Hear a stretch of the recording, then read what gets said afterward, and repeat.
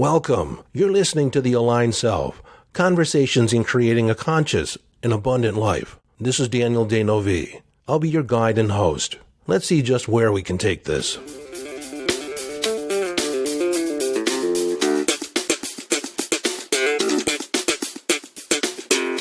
Hello, friend, and welcome into the conversation.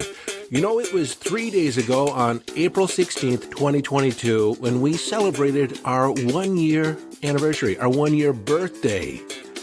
I can remember distinctly a year ago when I was sitting in a hotel room in Keller, Texas. Our house was being re-renovated after the big Texas freeze, and we had a pipe burst, and we had, thousands and thousands and thousands of dollars worth of damage. And while the house was being put back together, I was held up in a hotel room, reflecting back on the previous 6 months.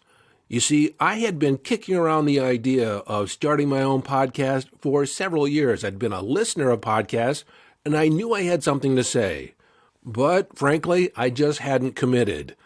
And I was on a podcast, the Subconscious Mind Mastery podcast. My friend Thomas Miller was the host, and I had disclosed that I was going to start a podcast on my own. I decided I was going to do it. And I said the name I would have picked, the one I wish I could have picked was Subconscious Mind Mastery, because I've been a hypnotist for years, decades. And Thomas said, well, interesting you say that.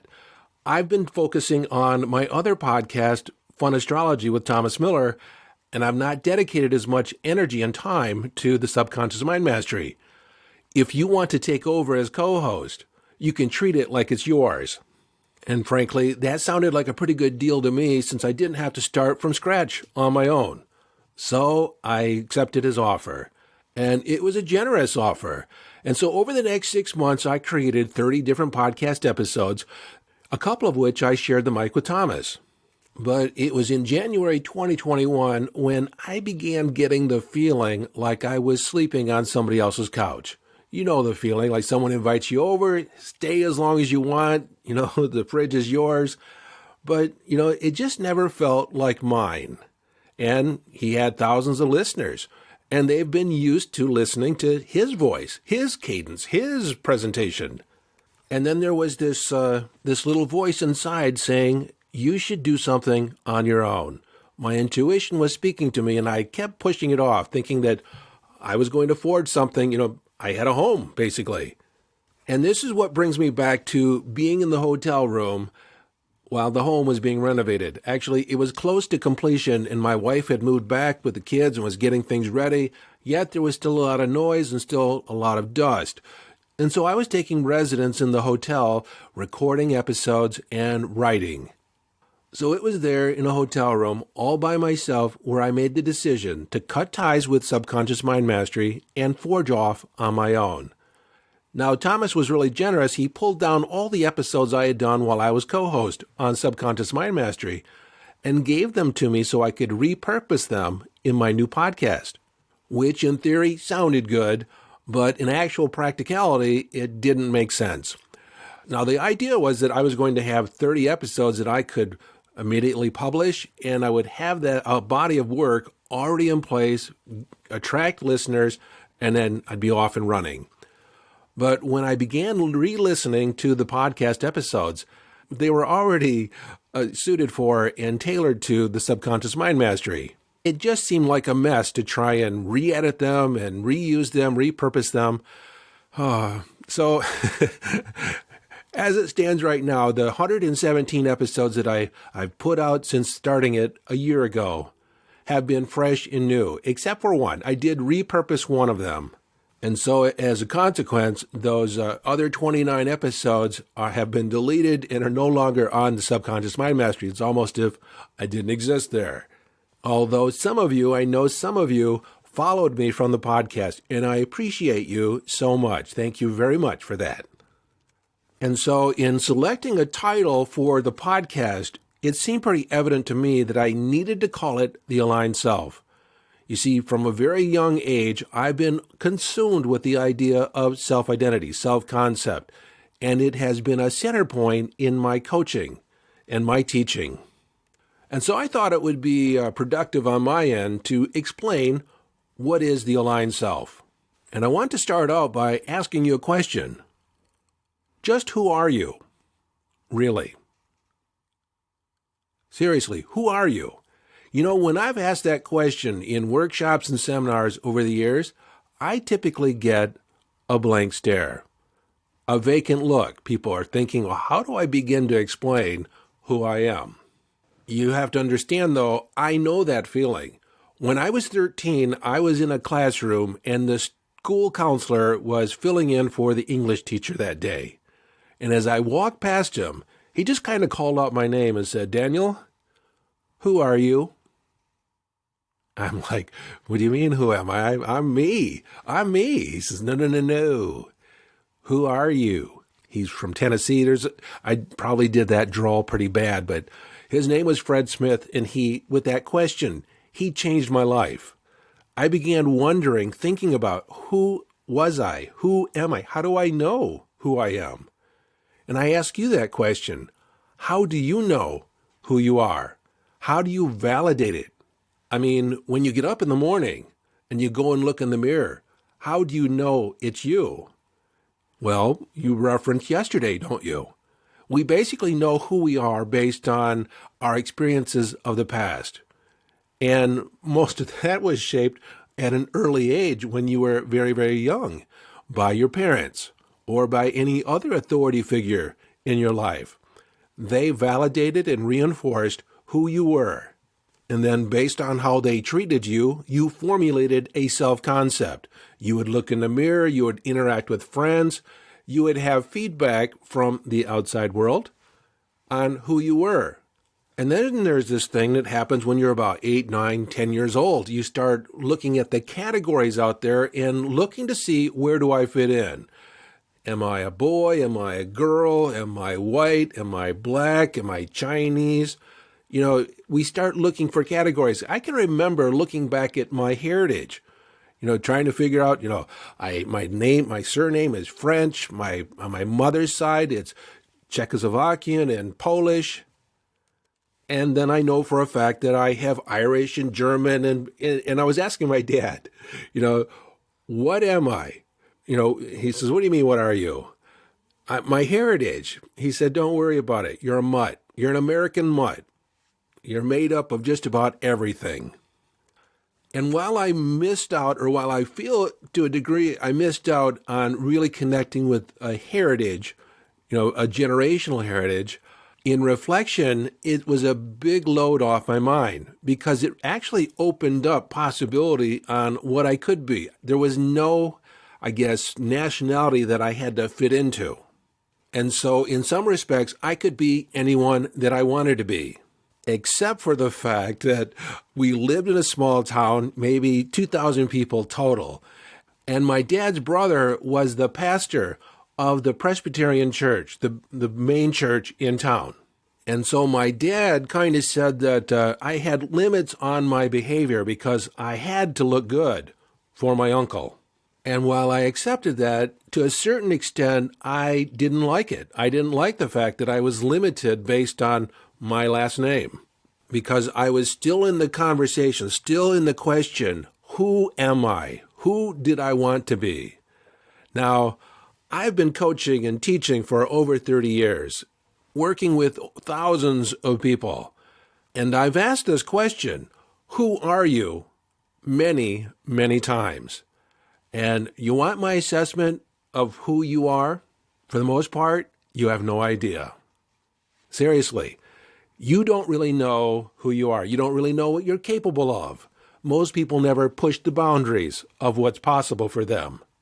And like I said earlier, for better or worse, your self-concept, your self-identity has been crafted, reinforced, and validated, put in place by your parents, by your peers, by the people around you. We validated ourselves from external validation, external stimuli, external feedback. So very seldom, and it is rare, that an individual chooses who they want to be for the world, consciously chooses their beliefs, consciously chooses their priorities of life, their values. And as a consequence, who you know yourself to be, the personality, how you express yourself, is really, and I say this with the greatest amount of respect because I was there one time too. Who you are is basically a collection of knee-jerk, habitually learned responses that you've adopted along the way, primarily in childhood, in order to get out of childhood with the least amount of pain, and the most amount of pleasure, hopefully. But you've adopted personality traits in order to get along in the world, to get by, to gain acceptance.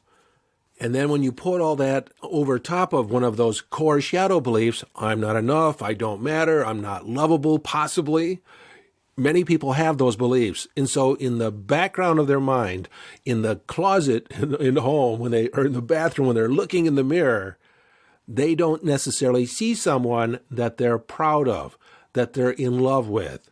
You might like yourself, but it's really hard for a lot of people to say, I love you. I love this guy. I love this gal. And the reason for that, which has been my experience, that most people never really chose who they wanted to be. It's kind of a default process, their default self. And then what do you create out of that is a default life based on your past programming. And so, along your journey in life, you've adopted a self-concept. Now, I really want you to hear that, a self-concept. See, a concept is an idea of mind. It does not exist in reality. You can't point to it, you can't pull it around in a wagon, you can't pull it out of your pocket. It's conceptual. So who you think you know yourself to be is an idea. It's a story that you tell about who you are. And it's typically based on what other people have told you. And you see the fallout from this when people make decisions based on a default conception of who they are. I mean, default meaning that it's not theirs. It's just kind of been handed to them. They inherited it. They adopted it because there was nothing else available at the time. The fallout of that is they proceed through life doing what they think they're supposed to do that seems like it's in alignment with who they think they are, engaging in the career that they think they're supposed to do, marry the person or forge a relationship only to reach a point in their late 30s or 40s, and the ages are just kind of general. But most people reach a point in their life where they look at themselves in a mirror and they don't recognize who they are. What happened to the young, idealist? What happened to them? And they're quietly dissatisfied, and sometimes not so quietly dissatisfied. This has been called the midlife crisis, where you reach a point realizing that you've lived your life to meet other people's expectations, you've not lived your dreams, you've tried to fit into society, and frankly, you don't recognize the person in the mirror anymore. It feels completely inauthentic. Now, I went through this when I was 27. I was a little ahead of the curve, but only because of synchronicity. I was introduced to the work of Dr. Charles Hobbs, and he had a program called Your Time and Your Life. And through it, you identified your highest priorities of life and then aligned the rest of your life in accordance with your guiding principles. The most important aspects of what you consider the most important characteristics of a life. Now, Charles Hobbs' program, Your Time and Your Life, was a time management system, but I saw it as a way to organize my mind, organize my life, organize my self-identity. I could actually recreate myself from the inside out. And I was looking in the mirror at this point in my life and realizing that I had made a lot of decisions. Almost all my decisions were to please other people, to look good, to fit in. And frankly, I had enough of it. You see, when I was reviewing my guiding principles, my highest priorities of life, and then creating action statements and aligning my beliefs with those, and then my behavior, I realized that I was not living the life that I wanted. Now, also at this time, I had been married for about 4 years, and I'm completely truthful. I was not in love with my wife at that time. She's a beautiful woman. She's a beautiful spirit, yet we weren't in love with each other. And we were friends. We were, cordial to each other, but it was missing a certain something. But, as things go, when you're in a relationship, when you're married, especially when you're early on in life, at 4 years, we were entertaining the question about kids, having children.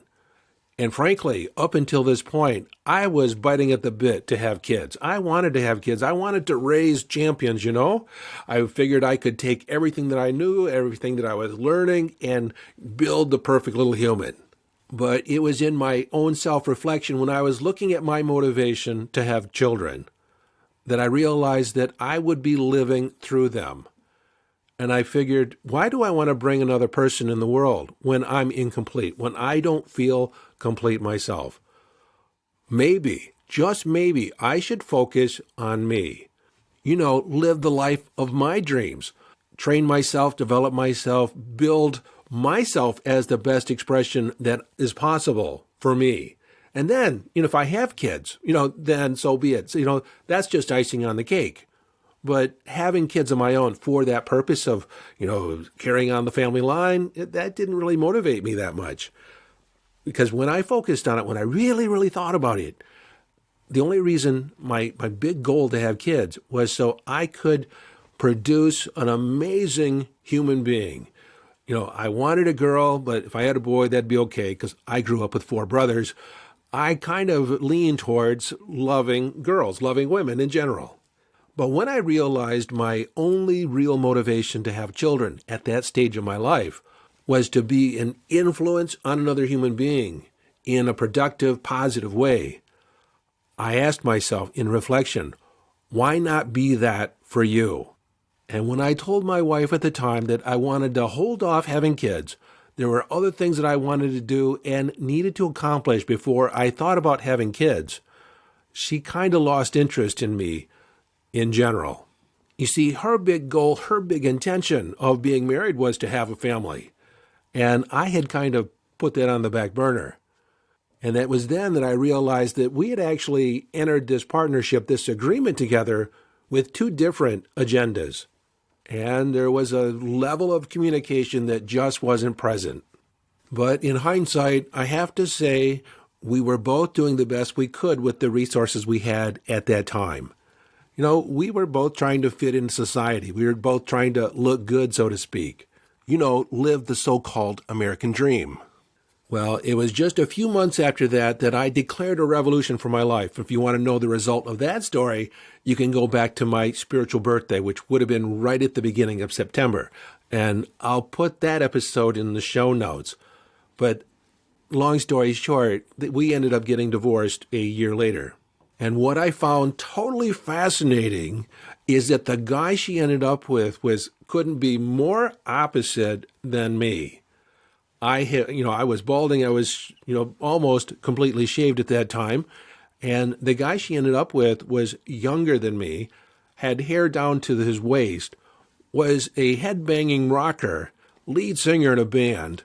They were perfect for each other. They have a beautiful family. They end up getting married. But what I just found it interesting that here we were married and evidently she was settling for me. I evidently was not what she really wanted, yet she was pretending that I was. And being the person that I am, looking at things the way I do, I found this fascinating in the context of self-identity and self-concept. Who was I being? Who am I? Who did I want to be for the world? So it was through this process of being introduced to Charles Hobbs material and then the material that I received when I was with SMI, Success Motivation Institute, and I kind of put it all together to crystallize my thinking. And because I had come to a point where I realized that my life wasn't the way I wanted it to be, and here I was at 27, 28, having this midlife crisis, so to speak, of a crisis of identity, I got to recreate myself from the inside out. And it was a year after this realization where I became certified as a neuro-linguistic programming NLP practitioner, and I literally learned how to install a belief, install different attributes, different characteristics, different strategies. I'm telling you, you can recreate every aspect of your being. Nothing is set in stone. Like I said earlier, it's all conceptual. It's all an idea. And you have evidence, you have references from your past that you use to validate who you are. But It's really just a story in the end.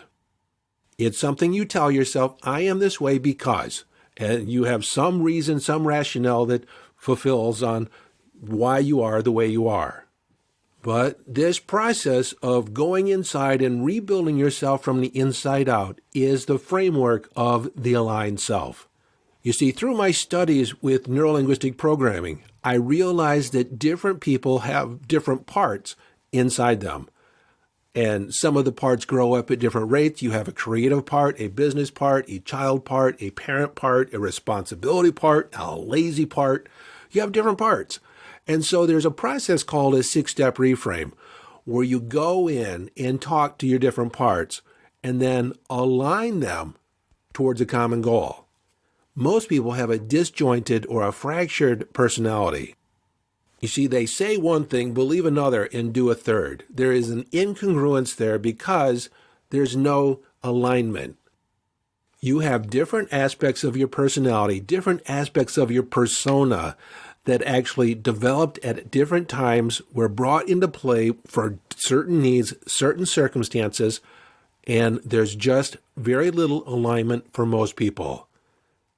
And this is why I said earlier that most people who you know yourself to be is a collection of knee-jerk, habitually learned responses that you've adopted along the way in order to survive life, to get along, with the least amount of pain and the most amount of pleasure. It's not necessarily the most elegant expression, but by and large, it's what people have. It's how they live. It works where it works, and it doesn't work where it doesn't work. And when it doesn't work, it really doesn't work. So the majority of personal growth, personal development, is concerned with tweaking the aspects of the self to make you more effective. It's more tactical rather than strategic. A good metaphor to compare it to would be the gasoline engine. You see, when Henry Ford first put the four-banger in the Model T in 1915, it had a top speed of 45 miles an hour, a cruising speed of about 25 miles an hour. Today, most people drive, a maximum of 80 miles per hour on the highways, or let's say 128 kilometers per hour. And all they've done over the years is tweak the gasoline engine. And while the engines run better, they last longer, they drive faster or create greater amounts of speed, the efficiency is still only, get this, the efficiency of a gasoline engine in your car is only about 40%. Meaning the energy expenditure, the amount of energy that's consumed, only about 40% of it gets to the road. 60% of it is wasted. Compare that with, say, the Tesla, and we're looking at, which is an electric car, and we're looking at a 60% efficiency. Still not close to 100, but it's a lot better than 40. And so the Tesla could be thought of as a complete redesign from the inside out. And literally, Elon Musk designed it from the inside out. And that is how I designed the Aligned Self. The Aligned Self is my signature coaching program. It is the foundational center, my centering philosophy, around which all my work revolves. Creating yourself from the inside out, starting at the core of what represents your beliefs. What are your core beliefs? What are your core values? Your unifying principles? And then you start building your beliefs and your behavior around these core attributes. And then we create a code of conduct. What are your rules for being in the world? What are your rules for other people? What are your rules for behavior? How are you choosing to be in the world? What's okay? What's acceptable? What's not? Most people have inherited all these attributes. They've adopted them culturally from different places. They've not consciously chosen them. So the aligned self is aligning your heart with your mind and your body in a congruent expression in the world. And when I say heart, your heart is your emotional expression. It's your states of being. The mind refers to your thoughts. Are your thoughts in alignment with how you feel? Is how you feel in alignment with your thoughts? And then is your body, or how you are being, or your behavior and your actions in alignment with your thinking and how you feel? The result of this alignment is a self-esteem that is unflappable, unstoppable, and unfuckable with, meaning that you consciously chose who you're going to be in the world, and you don't care who disagrees with you because it's grounded on sound principles, principles that are in alignment with your highest priorities of life. And frankly, you can't get any more confident than that. The reason most people look in the mirror and they don't like themselves or they reflect back on their behavior because their behavior was not in alignment with what they believed. And that is all over the place. People say one thing and do another. And that is why most people have this love-hate relationship with themselves. Why sometimes they feel like an imposter because they're expressing a persona, a mask to the world, and it's not how they really feel inside. It's incongruent. And this misalignment, this incongruence is responsible for hesitancy, holding back, procrastination, fatigue, depression, self-sabotage, fear of success, you name it, because, whatever your vision is or whatever your intention is, if it's not in alignment with the rest of you, then your other than conscious mind, your subconscious will protect you. It's benevolent in nature, but because it is going off this original programming, if you have an intention which is not in alignment with your inner beliefs, then your inner beliefs win. Your subconscious mind overrules any conscious intention because its job is to protect you. You see, you cannot outperform your self-concept. You cannot earn more than you think is possible for you. You can't do more than you think you can do. Well, occasionally people surprise themselves when they really put themselves to the test. And you've heard people say that, like they've gone out, maybe used alcohol or gone out with the crowd or out with the boys or out with the girls, and they say, I don't know what came over me. I just wasn't myself. Well, who the heck were you? That was inside you.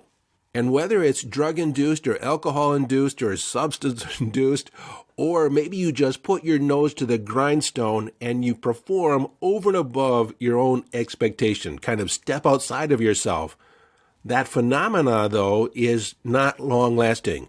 There is a return back to your self-identity. And that's also why there's this fear when we create an intention and we know that it's going to require more of us, and if it's not in alignment with our self-concept, there's this fear that we'll not be able to sustain it. And that is where the fear of success comes in. Like, if I really succeed, that means I'll have to do this again and over again and forever. And that fear is there only because your self-identity, your self-concept isn't yet in alignment with your vision. It's not yet a part of your constitution. But like I said, people say one thing and do another because they're not in alignment. And then, these resolutions at the beginning of the year, people, they start off with the best intentions. They might put a practice in place. They might do great for about a month. Or maybe they set the intentions on New Year's Eve, and by February, they've forgotten what they said on January 1st. Why? Because these well-intentioned goals for your life just are not in alignment with how you see yourself. And so the first step is to upgrade your self-concept, upgrade your self-identity. Because your self-identity governs everything about your life. The types of relationships you get into, what you do in your spare time. It governs every aspect of your life. It is so critical. It is how you create reality. So whatever your reality, whatever your experience of life is generated from your self-concept. It's generated from your self-identity. You cannot receive more than you think you're capable of receiving. And if you look back or think back on every episode, it has something to do with your self-concept. How do you expand the idea of who you are? How do you expand your consciousness, your awareness, the idea that you're greater than you are? The reason you don't really know who you are because you don't see yourself as a spiritual being having a human experience. You don't see your self-concept, your personality as something that was created, inch by inch, brick by brick. Your self-identity is an illusion. It's a story, but it's a persistent illusion. And so all through my life, I've sought to be disillusioned, which for most people sounds like it's bad.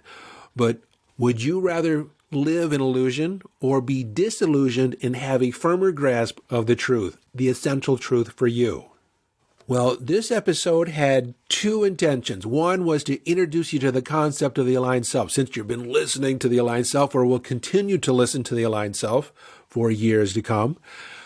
The other was to introduce you to the concept, the framework of my coaching program, which, incidentally, I am opening up for registration. In fact, registration for this current program is open now. But if you're not necessarily listening to the podcast in real time, like as they're released, you can always go to yesdaniel.com and check to see if a program is available. But this current program begins on May 1st. Registration is open now. The program begins on May 1st. And it's a 12-week program where we redesign. Now, you can literally redesign every aspect of your life, or if you have a lot of good things already going on, you can amplify the good things, and anything that doesn't fit, anything that doesn't work, we can redesign or actually engineer that right out of your self-concept.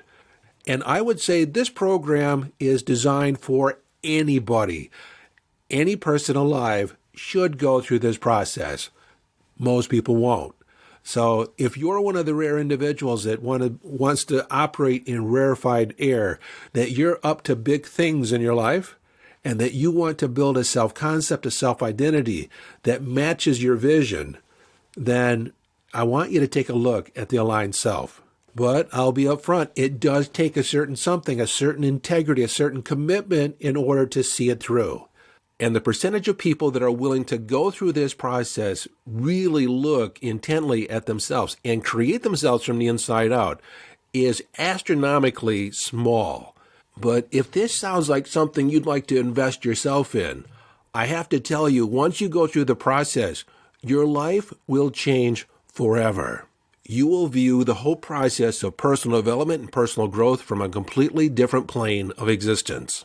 Because for the first time ever, you will really know yourself. From the center of your being, you will know who you are. Not because you found yourself, but because you created yourself. You can learn more about the program at yesdaniel.com. So whether or not you invest in the program, enter into my signature coaching program, hopefully this episode introduced you to the idea of alignment, of aligning your heart with your mind and your body, and the power of your self-concept, how it governs every aspect of your life. You can totally rewrite your story. In the words of Kermit the Frog in the Muppet movie, he said, "Life is like a movie. Write your own ending." So until next time, this is your friend and host, Daniel Danovi, urging you to follow your bliss, live your life from your heart, live your life from inner signals as you engage in the epic adventure.